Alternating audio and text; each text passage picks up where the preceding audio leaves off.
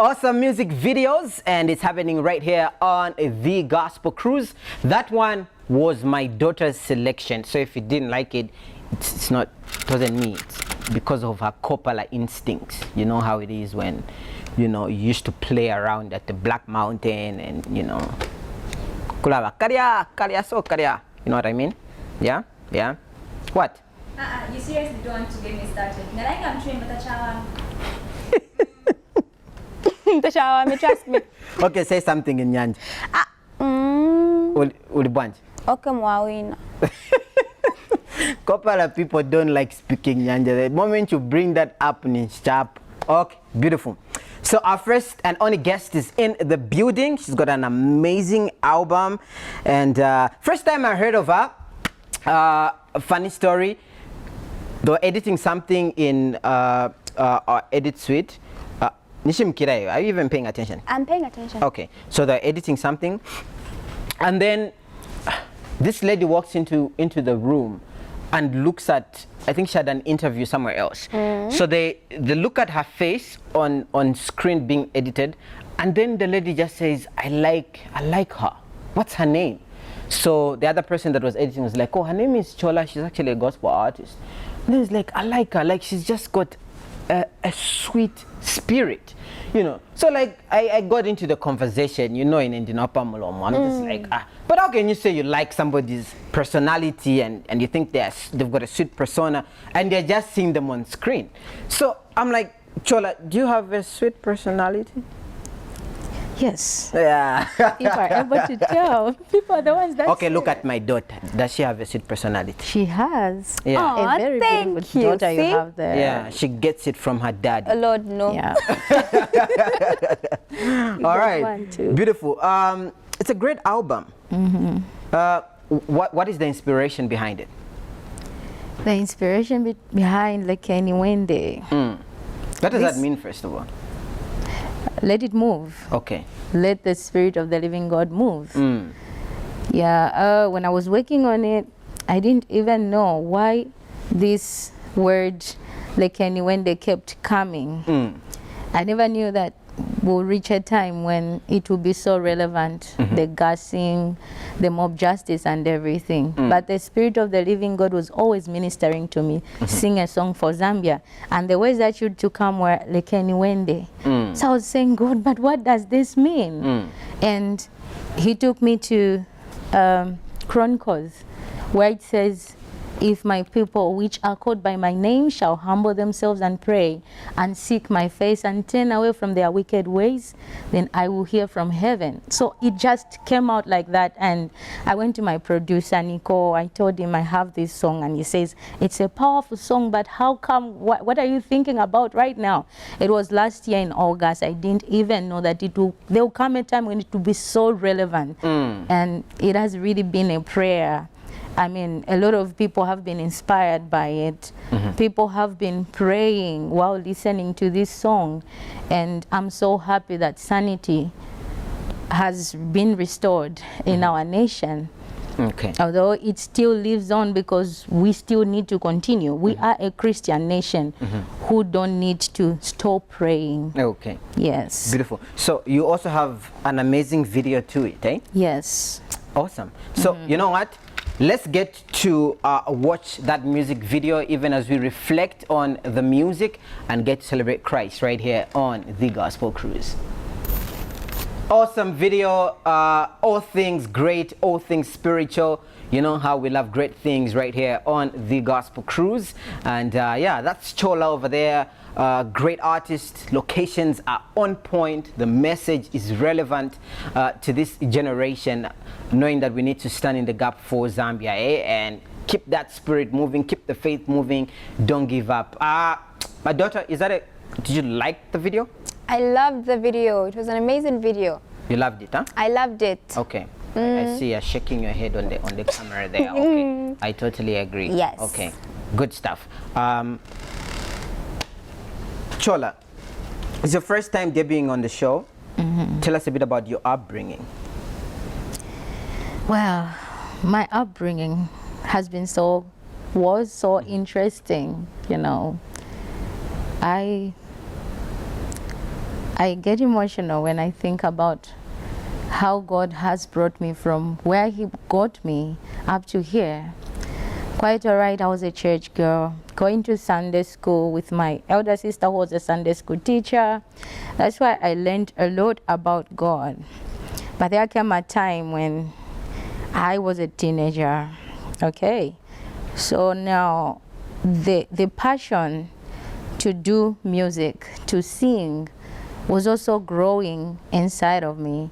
Apart from where I was singing in Sunday school, we were going to other churches. We were being invited to sing in other churches. We had a small group. I don't know where most of my friends are, but the passion was growing in me. So I started looking for studios to go and sing. I remember there was a place called Groove Studios in Kitwe where we had, there was a man who used to do a comedy on TV, Uncle Joe Show. His name is Mr. Brian Kavwe. Yeah, he had a studio where we were, some artists were coming there. Ben Blazer was also there. Yeah, so because of now that, it brought about misunderstandings at home. Whenever I'm not home, I've gone to the studio, my family members will be asking questions. Where are you coming from? At your age now, you've started having boyfriends and all that. So because of these misunderstandings, it got me to feel so lonely. Even when I explained, I'm coming from singing, I want to sing, I want to. So no one was supporting me at home. You know, why? Because yes, of course, I was supposed to be in school. I was so intelligent at school, and they could see it, and I never played with school. I wanted to sing also, but they just couldn't understand that it's the singing. You know, whatever I said there was no truth in whatever I said. So I started now feeling lonely. And I started looking for love now. Who is going to love me? Because where I am coming from, no one is showing that they love me. Imagine I'm coming from a family of 8 children, and none of them seem to be close to me. You know, no one seems to show me love because of the thing they observed, that they thought I was looked at as the black sheep of the family, you know. Some of them were like, you don't even look like any of us here. We don't even know, wondering, why is she the only one coming out like this? You understand? So when I started looking for love, I got hooked up with some people, guys, you know. And I remember I had some, I don't know if I can call them relationships because I was very young that time. So I got hooked up with the people they used to go Jerabos in Kitwe, yeah. But for me, I looked at them as nice people, good people, because I was being found with them. And I think with them, I used to find love, you know. So now what happened, this other guy was like a young brother to this man who was like one of the biggest Jerabos in Kitwe. Then my elder brother found us standing at a certain corner with this guy. All this is not coming from just me. I was looking for someone to say, I love you. You know, even though I'm not doing anything with them, I just wanted to hear word love come to me. So my brother found us standing at this corner, and then my brother didn't ask anything, just grabbed the guy, beat him up. And what do you expect? Beating up a guy who's a brother to that is war. Yes. So you see what happened? My father's house was invaded, broken, all the windows, everything. The house looked like a haunted house. And all that was blamed on me. And that time, it's your boyfriend. No parent wanted to associate their daughter with me. All those people who I called friends, their parents said, you can't play with such a girl.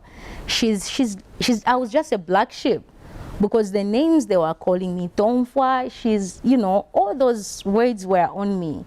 And I was always walking with my head down. I felt more unloved, you know, more unloved. This case went to court for a very long time. And each time I looked at my father's house, because my mother refused. She said, I'm not going to work on this house. The people who did this to it were going to work on it. So I was even a witness in that matter at court. And then when that day, yes, I went to court. We went to court as a family. I didn't know that they were going to call me to say something. But when someone was asked, you have witnesses, they pointed at me. So I was a bit confused because my hair was not properly done, and you know, the courts are orderly places. I don't know if I had dread or something. So I wasn't properly you look very dressed. different from how Yes. you look today. Yeah, so actually smaller, very small. So I stood before this magistrate. He was asking me a question. I didn't even know what to answer. I wasn't oriented. I wasn't even told how you address the court, you know. So when I was asked to say, do you understand? I said yes.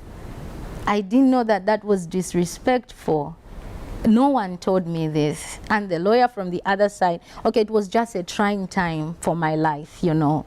The lawyer from the other side, you know, started telling the judge, I mean, how disrespectful I was. And from there, can you imagine? I was taken straight to Kamfinsa prison as a convict for 7 days for contempt of court, for answering yes instead of yes, Your Honor.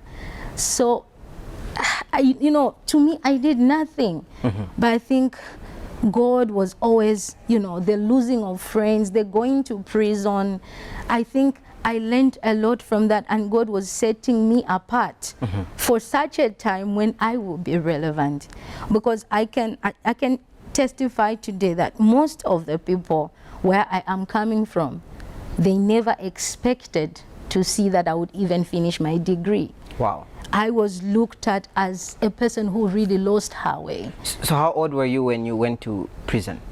I was 16 Oh. when I went to prison, yeah. It was You fit in so well? No, I cried every day because, and they used to call me juvenile. I learned a lot of legal terms when I was in jail, you know. I was straight a convict, not going to court for anything. I wore that white dress. So the jail life is not easy, but I think it was God himself, you know, bringing me up to such a time when I will learn to know the love of God, you know, above every other love, his unconditional love. Because it was my desire to look for love. I think that got me into most of the things I went through. And when I learned more about the love of Christ, I discovered that there is no greater love. Sometimes, that time I used to be lonely, but nowadays, even when I'm alone, I know I have Jesus, you know, and I feel so complete. I don't need anyone to tell me that they love me physically, because I feel so much love inside of me. But that took me a long time. That took me a lot of learning. Well, I can go on and on, but I really feel touched with my own. Yeah, it really thank God. It really is touching. So now you have a degree in what? Law. Wow. Yeah. Look at that. Good turn of events there. So what's your advice to young ladies out there that have been misunderstood and they feel like they can't make anything of their life? Well, my advice is keep your relationship straight with Jesus. You know, because for me, I think the mistake I made was going out there to look for love instead of first asking God. Because I was, like I'm telling you, I was brought up in a church environment, but I lost it along the way because of what I started experiencing.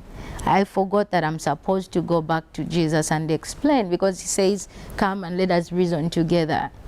Don't forget your Christian principles. No matter how much people show you that they don't love you, Jesus Christ loves you, and he loves you unconditionally, regardless of who you are, regardless of how you look like. Jesus loves you more than any other person would tell you. Your mother can let you down, just like I'm telling you. My own family didn't accept me. My own family couldn't understand me by that time. But are you good now? Did you forgive them of what you went through with them? Are you able to converse now? Yes. Okay. I'm so good now with my family. Just like, I mean, Joseph. You remember the story of Joseph in the Bible? Joseph lost his family at some point because of his brothers who never wanted his dreams to come true.